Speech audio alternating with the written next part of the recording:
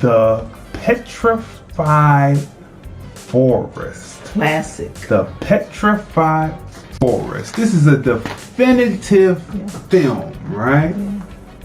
It stars, let me turn the page. It stars Betty Davis as Gabrielle Maple, Leslie Howard as Alan Squire, and Humphrey Bogart as Duke Mantee, right? With an ensemble cast, right? Yeah. This film, well, I got to go slow on this and methodical because this film ages well. It came out in 1936. It's playing on Movies Channel now. Yeah. You can also see it on Amazon Prime, right? But the synopsis, the hashtag TFR Podcast Live Synopsis. Adopted from a play to big screen, this drama is the perfect representation of how a stage play turned into a film should be. All those looking to turn a stage play into a movie should watch this movie. The well thought out angles, nothing amiss.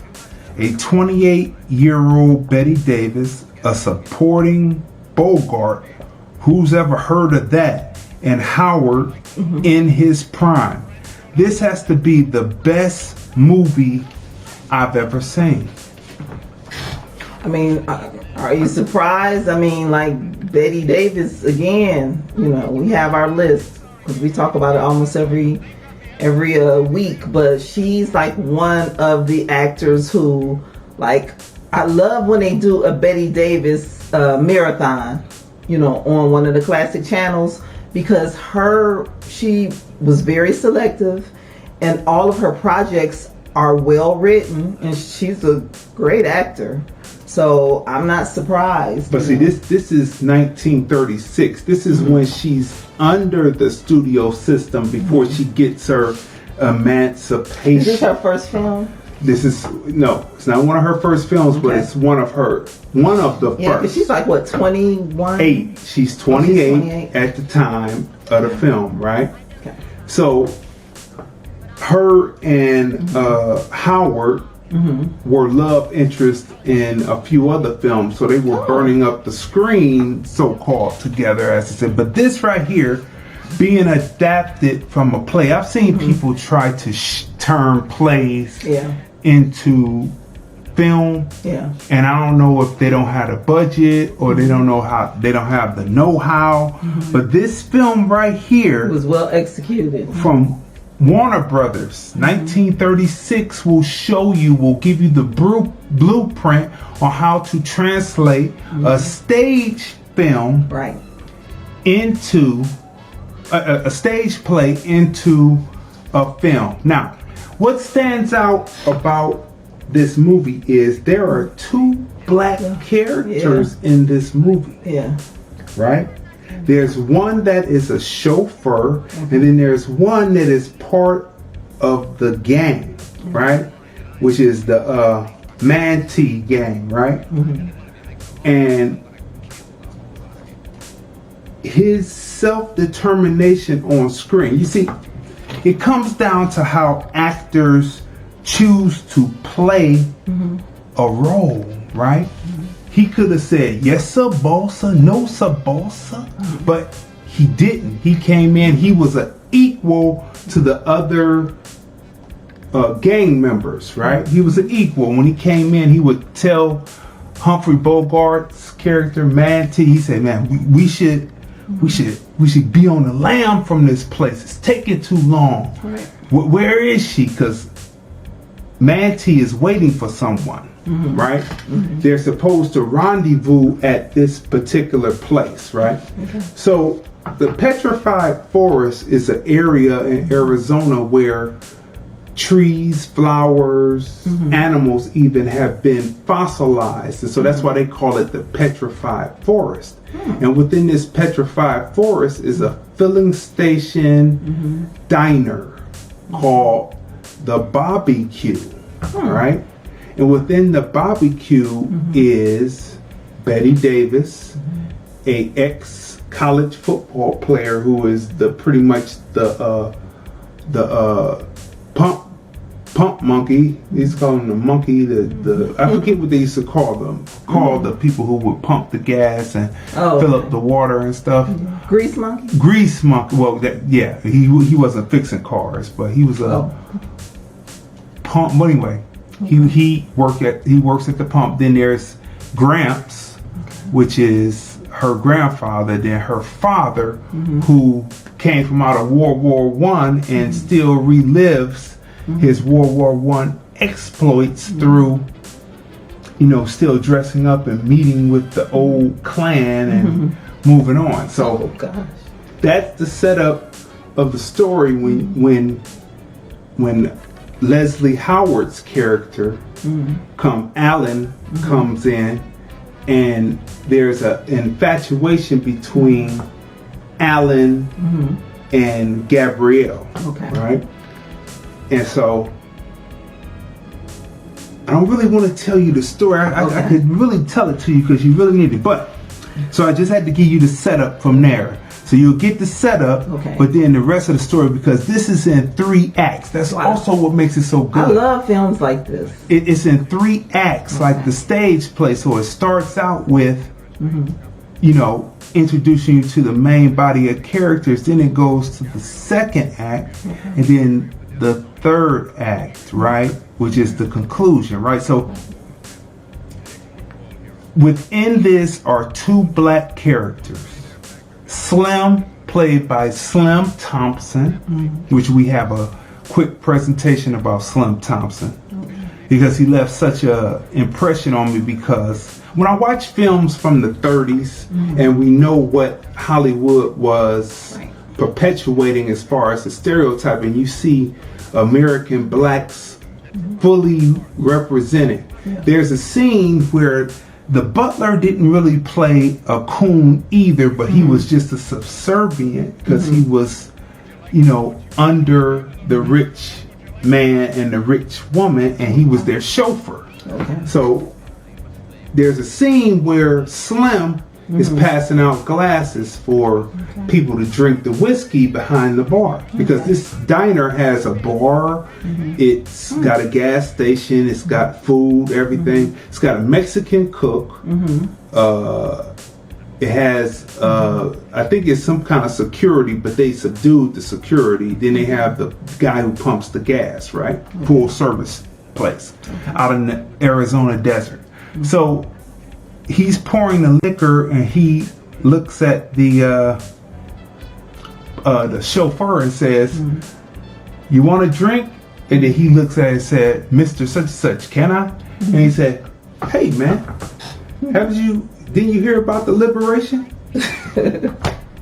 It's a juxtaposition between 2 types of black people. Right? It's a juxtaposition between 2 types of black people. Kind of like today? Kind of like today. It's like a person fully formed to be a human being, and one that is subservient. One that lives by his own set of rules, and the other who is subject to rules.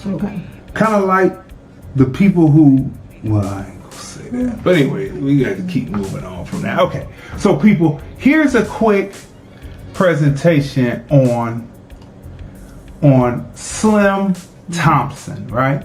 We have to let you know who Slim Thompson is. When you see the Petrified Forest, you have to watch for his performance, because he is one of the original members from the stage play.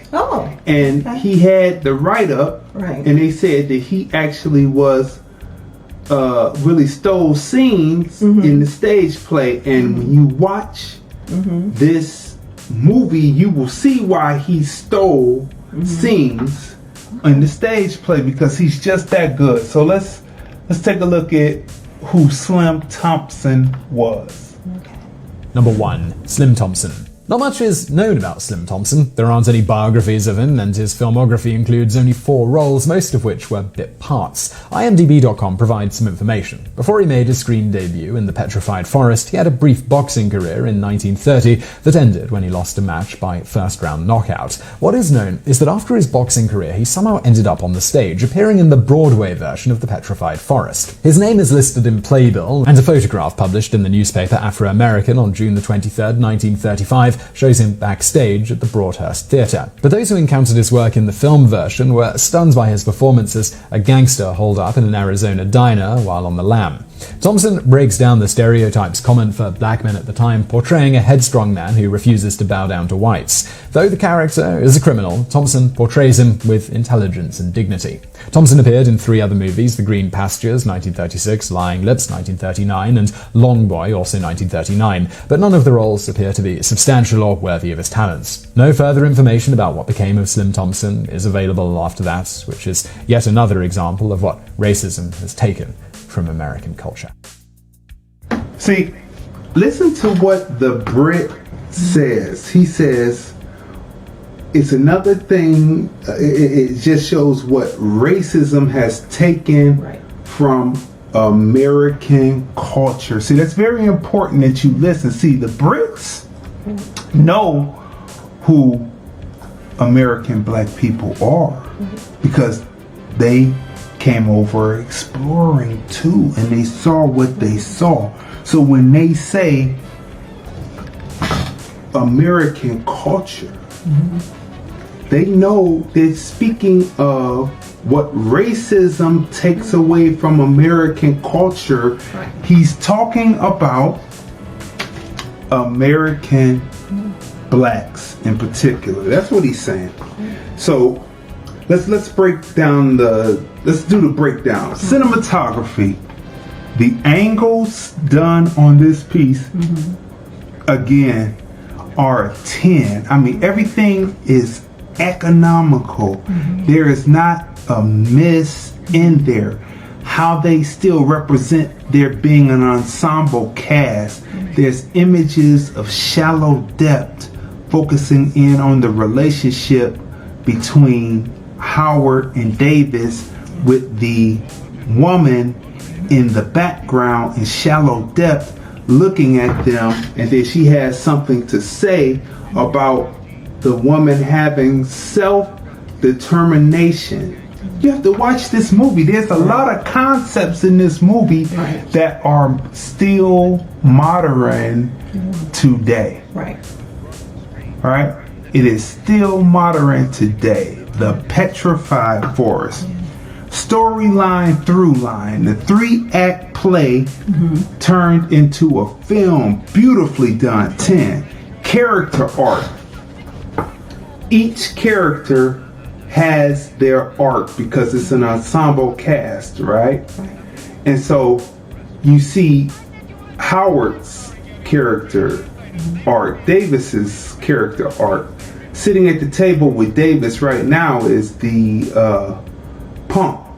gas pump attendant. I'm going to call him that. And he arcs to show you that he's not as tough as you would think he is. And Bogey, his character arcs once he finds out something is detrimental to his situation. Just look at those angles and look at how the camera is moving with them as they're telling this story, right? Acting skill, emoting. The relationship between Betty Davis and the rich woman, you can see the emoting on her face right here. Yeah, you can. Each actor gets their close-up, they get their wide shot, they get their medium shot. Look at Bogart. Usually Bogart is stoic. But this right here is a situation where this is a young Bogart, supporting cast, building his bones. When do you get to see that? Yeah. Right? Every time I see Bogart, do I see my uncle? My uncle looked like Humphrey Bogart. Yep. Acting skill, emoting 10. Wardrobe and cars for the time period of what they were showing you, basically they were back in that time. Yeah. But the wardrobe is fantastic. It's a 10. Locations. They shoot on set. They shoot out in the desert. And they shoot in this stage set, right? Right. Beautiful locations. Everything is economical to the point. It lets you understand how the petrified forest metaphor drives the story home, right? Locations in Arizona, that's a 10. Story beats, how things connect from one to the next, that's a 10. That is definitely a 10, right? Believability. You believe what you see up here on the screen. There's no doubt about it. The Petrified Forest, you believe it. Historic facts. Talking about the Petrified Forest and certain things that don't exist anymore, right? That you see in the film. So now, not only kind of like a good Oscar Michaud film, it shows you things and places that don't exist anymore. But the concepts are still there and you see where they come from. Matter of fact, there's a scene where they're passing each other bubble gum. Like usually they tell you don't show hands, but they were folding up, taking packs out of bubble gum to chew bubble gum as they were having their little romance with each other. Right? It's little things that happen, you know? Yeah. Chewing gum, not bubble gum, chewing gum, long sticks, pull apart, fold over and eat and chew. Yeah, I mean, it's Very detailed. Very detailed. Historic facts, 10. The Petrified Forest, what would you give it? I would give it a 10 also. I mean, like I said, I love an ensemble cast. I love the writing, great writing. The actors were on point. And again, like I said, Bette Davis, you know, when I learned that she was going to be in the film, I was already in. I'm like, okay, this is going to be a great film. And I didn't know that she did a film with Humphrey Bogart, so this was a treat. So, but yeah, great film. Remember that song, people that came out in the 80s? Bette Davis eyes. Remember Joan Crawford's daughter wrote a book called Mommy Dearest? And so Bette Davis was on her deathbed in the 80s, right? A little trivia for you. Bette Davis was on her deathbed in the 80s, right? She died at 89, but you know, she had been on her deathbed let's just say 85, 86. So her daughter, thinking that her mother was going to check out, wrote a similar book about Mommy Dearest. And Bette Davis recovered as the book was coming out. And guess what happened? Somebody was written out the wheels. Yeah. And then Bette Davis later succumbed and passed on. But she said, no, you won't be doing me like my arch nemesis was done by her daughter. You won't be doing me like her daughter did her. That will be a no-no, right? You know, I love great films. You know, I love films, period. But like, especially films like this, classic films, they just don't get old. Yeah, they don't get old. They don't get old. Classic films never get old. Matter of fact, music isn't old. That's what people seem to not understand. Like, things like that never get old. It's not something that's, you know, in the works to get old. Right. Just not something that happens, right?